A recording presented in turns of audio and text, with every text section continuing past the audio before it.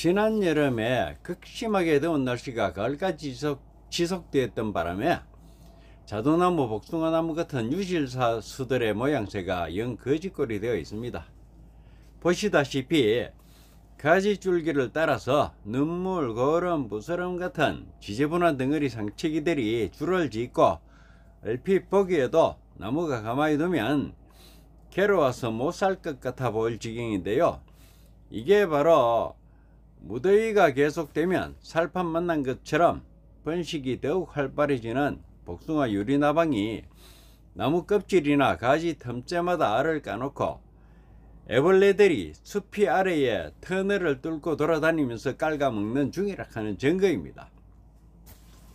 주로 잎풀이나 열매를 파고 들어가서 깔아먹고 피해를 주는 복숭아 심심나방이나 순나방은 나무 주변에서 알 상태로 활동을 하는 반면에 이놈들은 알 상태로 겨울을 나지 않고 나무 줄기 속에서 애벌레 상태로 지내다가 봄이 되면 성충이 되어가 또 알 까고 돌아다니면서 더 많은 피해를 끼칠 건데 5월 말부터 7월까지 날아다니는 성충이나 가지 틈에 또 숲이 아래에 까놓은 알은 농약을 쳐도 잘 안 죽기 때문에 지금 같은 겨울철에 줄기 속에서 활동하는 애벌레를 방지하는 것이 가장 좋은 방법입니다.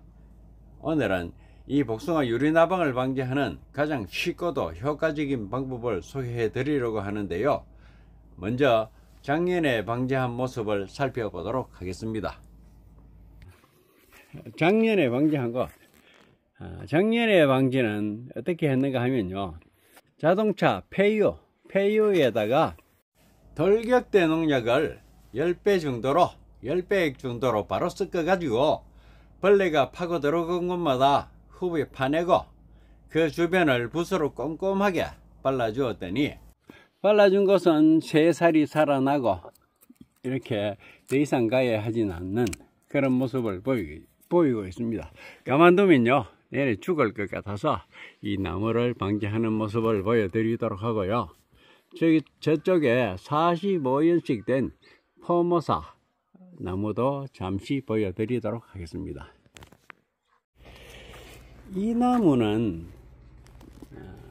수령이 약 한 45년 남짓된 그런 포모사 나무입니다. 우리 집에 한 포기밖에 없는데요. 이 나무도 워낙 유리나방에 침범이 많아 가지고 지금 작년에까지 계속해서 매년 잡아 죽이고 있는데요. 그래서 이렇게 푹 파였습니다. 푹 파여 가지고 지금 백도제 수성 페인트에 약을 섞어서 발라 놓은 장면이 보이는데요. 이렇게 했음에도 불구하고 계속해서 날아들기 때문에 이렇게 지금도 수지가 보입니다. 그리고 여기뿐만이 아니라 많아요. 자꾸만 달라들어 가지고 이 옆에 방제를 하니까 그 옆에 벌어진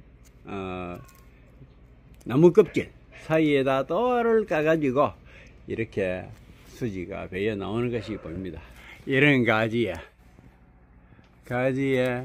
이렇게 막 송진이 배어 나오고 있지요. 이게 매연 잡아도 매연 이렇게 은둥치에 이런데도 수령이 오래된 나무들은 껍질이 벌어진 것이 많거든요. 유리나방이 알을 까고 애벌레가 파고들 그런 공간이 많아요.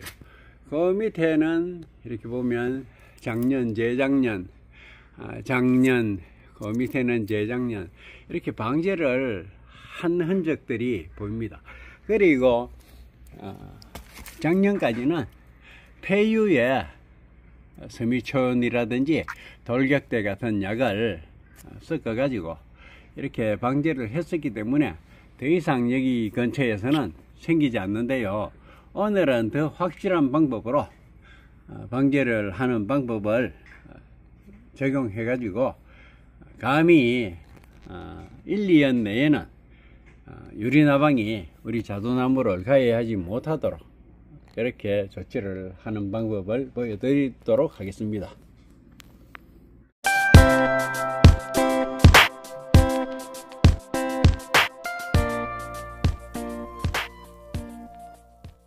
나무를 지금 보호해주기 위해서 이 성진 부분을 떼내줘야 하는데요.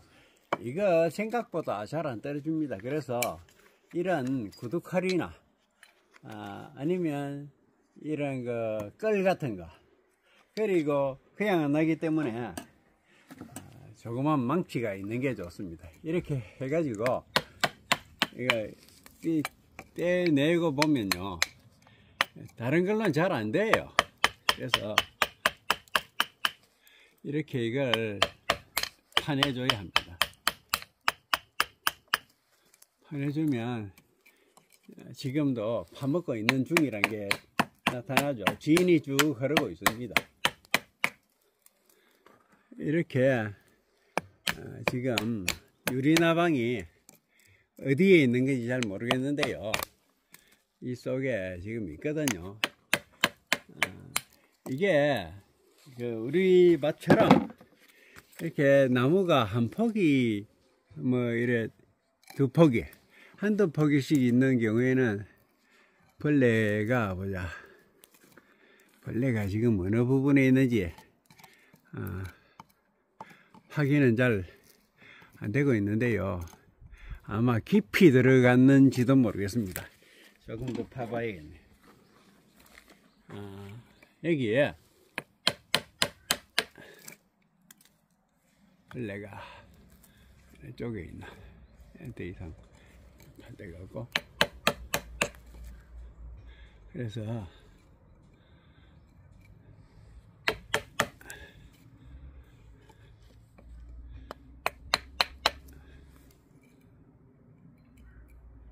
지금 벌레는 깊이 들어간 건지 잘 발견이 안 되고 있는데요.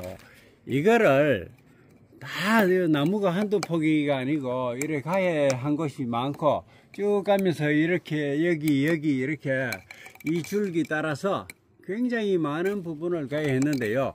여기서 속으로 파들어가서 여기 있는지, 아니면 여기 있는지, 여기 혹은 여기에 어느 부분에 벌레가 있는지, 아니면 여러 마리가 있는지 알 수가 없거든요.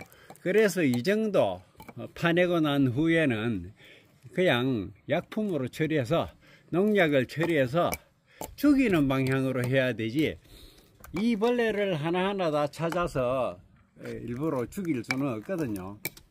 물리적으로 죽일 수는 없는 그런 거기 때문에 지금 유기인계가 이런 애벌레에는 잘 듣습니다. 이 세미초원이나 여기 돌격대 같은 이런 약들을 여기에 외부용 수성 페인트, 자담오일, 미신기름통 등 몇 가지를 농약과 함께 준비해 놓았는데요. 먼저 종이컵에 농약을 20g 정도 받아서 물하고 자담오일 추가해 가지고 혼합한 다음에 외부용 수성 페인트 200g 정도에 잘 희석한 것을 유리나방이 깔아 먹어서 나무 껍질을 깔끔하게 벗겨 놓은 부분마다 일일이 붓으로 듬뿍 발라 벌레도 잡고 숲이도 보호되도록 해줍니다. 유리나방이 깔은 곳마다 나무 껍질을 벗기고 농약을 처리하고 다시 보호제를 도포해서 바르는 작업을 따로따로 하려하면 일도 2중 3중 번거로워지고 하다 보면 빠뜨린 것도 생겨서 이래저래 덕이 되질 않고요. 힘도 시간도 갑절로 들 거를 한 번에 할 수 있는데, 이제까지 해본 결과 따로 하나 한꺼번에 하나 효과는 똑같았습니다. 그리고 작년 재작년엔 자동차 엔진 오일 교환할 때 나오는 폐유를 받아와서 폐유에 농약을 바로 희석해서 수피를 벗긴 곳마다 발라주었었는데, 물론 효과는 좋았지만 그게 오염물질인데다가 중금속까지 많다 하는 것을 다소 찜찜한 점이 없잖아서 올해는 친환경 물질인 자담 오일을 섞여가지고 원료인 수성 페인트로 섞어가지고 도포해주는 것을 하는데요. 유리나방 애벌레거나 다른 애벌레든 간에 피부 호흡을 하는 해충을 잡는 데는 기름 성분을 사용하는 것이 가장 확실한 방법이니까 수성 페인트로 방제를 할 때도 자담 오일을 혼합해 주는데, 자담 오일이 없는 분은 난황유를 쓰시거나 콩기름이라도 섞어 주시면 방제 효과가 더 확실해질 것입니다. 그러면 더 이상의 생명의 지장은 없이 나무가 죽지는 않을 것입니다. 그대로 두면 나무가 죽어요.